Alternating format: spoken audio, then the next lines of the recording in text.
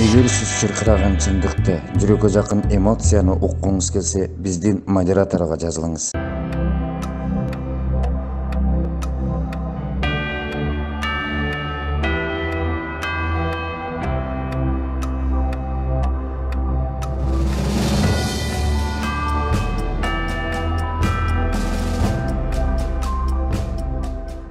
Азыр көздү жумуп туруп, кайсы аймакты, кайсы мекемени текшербек, барыгы барып, Агайны Жээнбековторго барып такалат. Себеби дегенде, мына премьер-министр азыркы күндө жоопкерчиликке тартылып убактылуу кармоочу жайда жатат.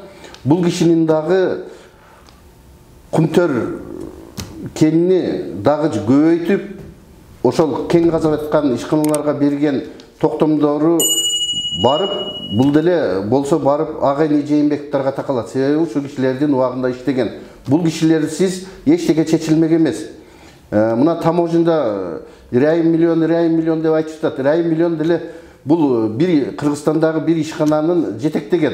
Мына 2 миллиард кармады деп мамлекеттик коопсуздук кызматынын кызматкерлери тергеп, сот жообуна тартылды деп айтылып атпайбы?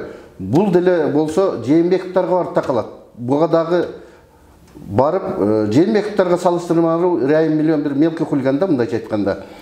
Андан кийин камчы ташиев илбиз айтып атат.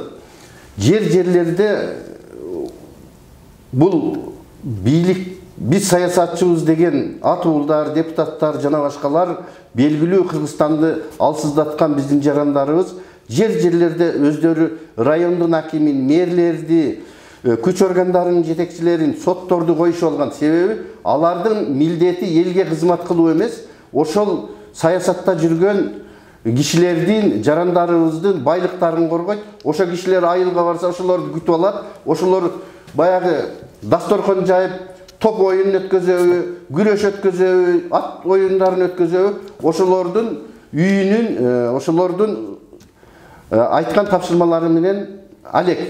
Бүгүнкү күндө азыркы иштеп аткан өкмөт башчыга деле, Садырийнибизге деле оңой эмес. Мына белгилүү саясатчы кызыбыз Жылдыз Жолдошова, Садырийним, айланаңдагы лаппайларды силкип сал, иштей турган балдардан кой жаныңа, эртең кеч болуп калып электе, мен сага күйгөн эжекен катары айтайын деп айтып атат. Мен бул жерде Жылдыз Жолдошова эжебиздин айтканын колдойм.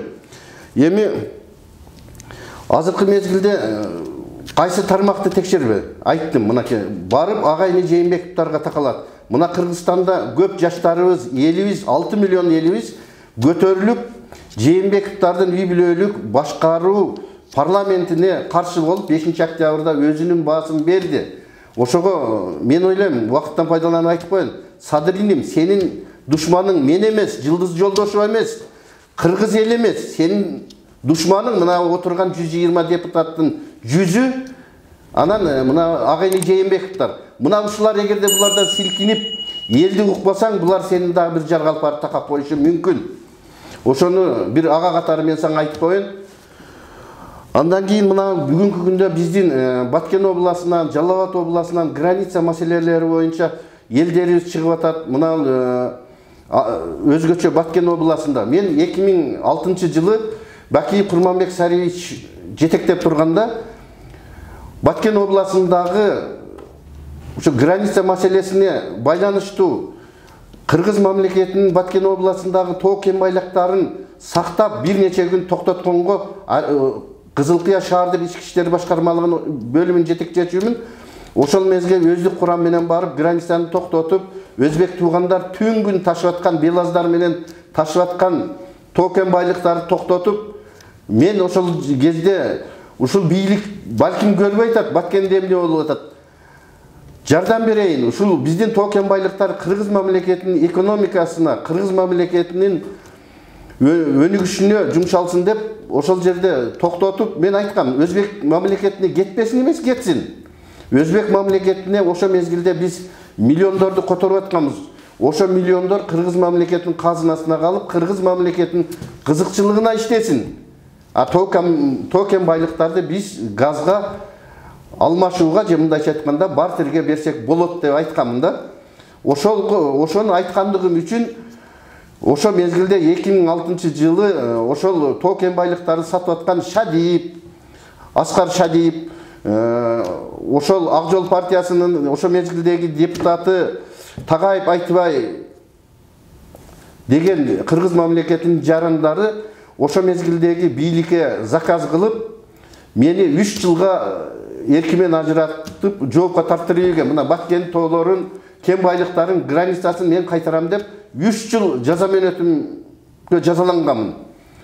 Эми биздин, мен айтар элем, бул Баткендин эли күнөөлүү эмес, бул чегараны кайтарып аткан солдаттарыбыз күнөөлүү эмес, ал жакта жашап аткан аким, губернатор жана башкалар күнөөлүү эмес. Буну кылып аткандын баары Ак үйдө. Мисалга айтып кетсем, Каркыраны саткан ким? Ушул 120 депутатыбыз мыйзамдаштырып берген. Үзөң куушчу саткан ким? Ушу биздин депутаттарыбыз. Каркыраны саткан ким? Ушу биздин депутаттарыбыз. Бардык балык башынан сасыйт деп ушул Ак үйдө отургандар.